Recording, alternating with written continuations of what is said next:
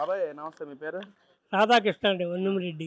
బాబాయ్ ఏం చేస్తారు? వ్యాపారం అండి. వ్యాపారం చేస్తారు. ఏంటి వ్యాపారం ఎలా ఉంది బాబాయ్? ఫ్యాన్సీ అండ్ కూల్ డ్రింక్స్ అమ్ముతుంటాం. ఎలా ఉంది కూల్ డ్రింక్స్ వ్యాపారం? పర్వాలేదు, బాగానే ఉంది. ఏంటి 20 నెలల కాలంలో చంద్రబాబు సామాన్యులను పట్టించుకోవట్లేదు. గత ప్రభుత్వంలోనే జగన్మోహన్ రెడ్డి సామాన్యులకు పెద్ద పెట్టేశారు. జగన్మోహన్ రెడ్డి ప్రభుత్వమే బాగుంది అని చెప్పి సామాన్యులు అనుకుంటున్నారంట. నిజమేనా? ఏం పెద్ద పెట్టేశారండి? ఆ పేట అయితే చూపిస్తే మేము కూడా ఎక్కుతాం. పేటలో గేట్ల కాదు కావాలి పని. ఎక్కడెక్కడో పట్టుకొచ్చి అప్పులు తెచ్చి ఆ పథకం ఈ పథకం మాకు కాదండి.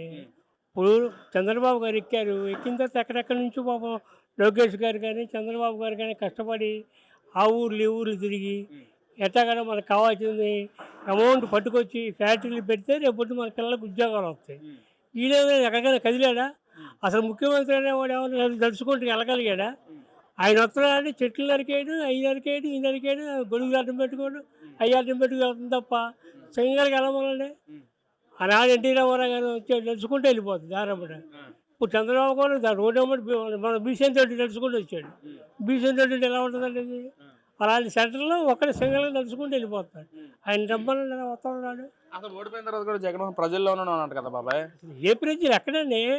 ఆ ప్రెసిడెంట్ వాళ్ళే, వైసీపీ నాయకులే ఆయన ప్రజలు.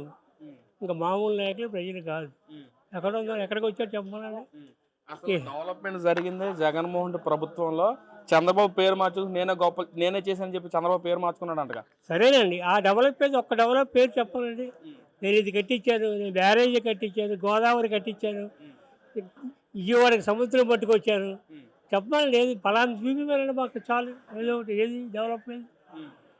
ఉన్నవాళ్ళు మాకున్న ఆస్తులు తీసుకెళ్ళిపోయి ఆయన పేరు పెట్టుకొని ₹1 పెట్టి ఆస్తి కనుక్కుంటే ఆయన స్టాంపును ఆయన దగ్గర పెట్టాలి. మేము తీసుకెళ్ళి మేము ఏమన్నా తాకట్టు పెట్టుకోవాలి, మన ఆయన ఇంటికి వెళ్ళి మేము అడగాల. అసలు ఆయన పరిపాలన రాజశేఖర రెడ్డి గారు సంపాదించి పెట్టలేదండి. ఆయన కూడా చక్కగా పరిపాలన చేసుకుంటే బంగారులాగా ఉండేవాడు. ఇంకా డబ్బులు ఎందుకండి? ఎవరున్నారు? ఇంకా ఇంకా సంపాదించి ఏం చేస్తాడు? ఎవడైనా 6 అడుగులు తప్ప వచ్చేది ఏమీ లేదు. ఇంకా ఇంకా సంపాదించి ఏం ఎవరికి పెట్టాలి? మీరు అనుకున్నట్లుగా మీ ఆస్తి మీద జగన్మోహన్ ఫొటోస్ వేసుకున్నాడని చెప్పి అంటున్నారు. అయ్యే ఫోటోలు జగన్మోహన్ ఫొటోస్ ఉంటే తప్పేంటని చెప్పి వైసీపీ నాయకులు మాట్లాడుతున్నారు కదా. మరి ఏంటండి అసలు మా ఆస్తుల మీద ఆయన ఫోటోలు వేసుకోవడం ఏంటండి? మా నాన్నదో మా అమ్మతో మా తాత వాళ్ళు చేసుకుంటారు. ఆయన ఫోటోలు ఎవరిది? మాదా ఆయనదా? ఎవరిది అది? మేము సంపాదించుకున్న తీసుకెళ్ళి పెడితే ఆయన పెట్టుకుంటే రేపు ఏదైనా మాకేమైనా అవసరాలు వస్తాయి. డబ్బుని ఏమైనా బ్యాంకులో తాకట్టు పెట్టుకోవాలి. ఇప్పుడు మనం ఆయన ఇంటికి వెళ్ళాలా? ఏమంటే మా కాగితాలు మాకు ఏమైనా తాకట్టు పెట్టుకోవాలంటే అసలు అవి కూడా మా దగ్గర ఉంటాయో తెలీదు, లేకపోతే ఆయన తాకట్టు పెట్టుకుంటారో తెలీదు. మా ఇచ్చి ఆయన తాకట్టు పెట్టుకుంటే మటుకు ఇల్లు ఇవ్వాలి. చాలామందికి ఇల్లు ఇవ్వకుండా ఇల్లుకి డబ్బులు కట్టమని చెప్పి నోటీసులు వస్తున్నాయి చాలామందికి. ఆయనే తీసుకొని ఆ బ్యాంకు లోన్లు ఆయనే వాడుకొని ఆయనే ఖర్చు పెట్టుకున్నాడు. మరి వాళ్ళేమో మాకు ఇల్లు ఎక్కడో లేదు, ఇల్లు వాకిల్ లేదు, మేము డబ్బులు కడతాం ఏంటని చెప్పి వాళ్ళు జనాలు ఇబ్బంది పడుతున్నారు. ఇంకేం చేస్తారు? అయినా ఏ మంచి పని చేశారు చెప్పండి కొద్దిగా. అంటే ప్రతి నెల ఏదో ఒక పథకం ఇచ్చాను, ఒక నెల ఈ పథకం ఇచ్చాను, ఇంకొక నెల ఇంకొక పథకం ఇస్తాను, ప్రజలు కూడా వెయిట్ చూస్తున్నారు నా ప్రభుత్వం. ఆయన ఇచ్చిన పథకం ఏముంది? అమ్మో ఎవరంతా చెప్పండి. అయ్యో ఆయన అమ్మ కూడా అన్నాడు, అందరికీ అన్నాడు, లాస్ట్ ఒకళ్ళకే అన్నాడు, ఇంటికి ఒక్కళ్ళకే అన్నాడు, ఫస్ట్ అందరికీ అన్నాడు, తర్వాత ఒక పిల్లలకే అన్నాడు, ఒకళ్ళకే ఇచ్చారు. అవి కూడా చాలామందికి ఫీజు మెంబర్స్ కూడా చాలా మందికి ఇవ్వలేదు. తర్వాత ఈ ప్రభుత్వం వచ్చాక వీళ్ళు ఇచ్చుకున్నారు చాలామంది. ఇంకా ఇంకా ఎన్నాళ్ళు చెప్తారు కదా అలాగా మాటలు. నిజం చెప్పండి, నిజాలు కావాలి మనకి, అంతేకాని. మీ వయసు ఎంత ఉంటుంది? 70 సంవత్సరాలు. మరి మీ 70 సంవత్సరాల అనుభవం బట్టి ఈ ప్రభుత్వం పనితీరు ఎలా ఉంది? అసలు ప్రజలందరూ సంతోషంగా ఉన్నారా? సంతోషంగా ఉన్నారండి. ఆయన చెప్పిన పథకాలు ఇంత అప్పుల్లో ఉన్నా కూడా, ఇంత అప్పు చేసినా కూడా ఆయన చెప్పిన ఏమి తీసేరా ఇస్తానే ఉన్నాడు. ఏది పింఛన్లు కానివ్వండి, ఏదైనా పథకాలు కానివ్వండి ఇస్తానే ఉన్నాడు. కాకపోతే ఇల్లు ఒకటి ఇంకా కొద్దిగా పెండింగ్ ఉన్నాయి. ఎందుకంటే ఎవరైనా సంపాదన బట్టి ఉంటుంది కానీ సంపాదన లేకుండా తెచ్చిపోయే వాళ్ళు ఎక్కడ పడేస్తారు? ఆ పథకాలు కూడా కొన్ని మనం మర్చిపోవాలి. అన్నీ అయ్యి కావాలి, ఈ కావాలి, ఆడబడి ఆడబడి ఎక్కడ తెచ్చిస్తారు? ట్రెడిషన్ అవ్వాలి కదా వాళ్ళకైనా. ఇప్పుడే కొంచెం పట్టుకొస్తున్నాడు ఆయన. విదేశాల నుంచి ఎక్కడి నుంచి పెట్టుకొచ్చి ఇండస్ట్రియల్స్ పెడుతున్నాడు.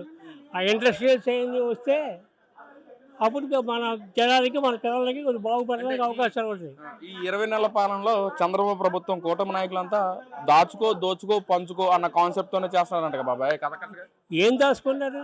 ఏం దోసుకున్నారు? ఎవరి దగ్గర దోసుకున్నారు? ఒకళ్ళు చెప్పాలండి. మీ ఆస్తి దోసేసుకున్నారా? మీ ఇల్లు పడలేక ఇల్లు ఆస్తి చేసుకున్నాడు ఆయన.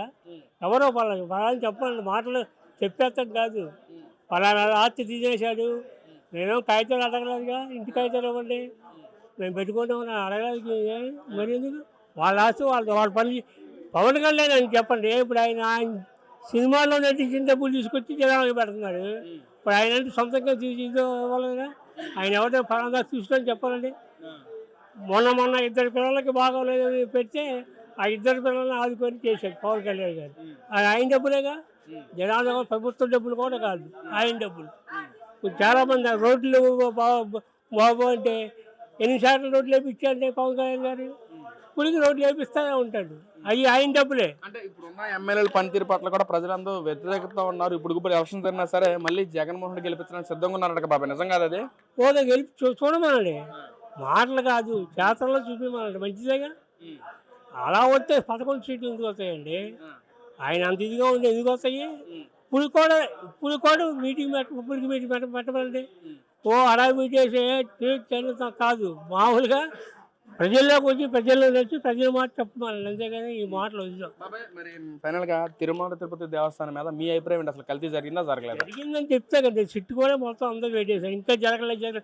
మొన్న ఆయన కూడా ఒప్పుకోలేదు కదా, తిరుపతి బాబాయ్ గారు కూడా ఒప్పుకున్నాడుగా, జరిగింది పాపం తప్పే ఒప్పుకోనండి. ఇంకా ఎంతసేపు చెప్తాను? నాయకులేండి సిట్టు మొత్తం క్లీన్ చిప్ ఇచ్చేసింది, కల్తీ జరగలేదని చెప్పి ఇంకా బుకాయిస్తున్నారు ఎందుకని? ఏమంటే అంతకుముందు లడ్డూ పట్టుకొస్తే మన వాళ్ళు లడ్డు కోసం అమెరికా పంపించేవాళ్ళు పెన్షన్ ఉంటే.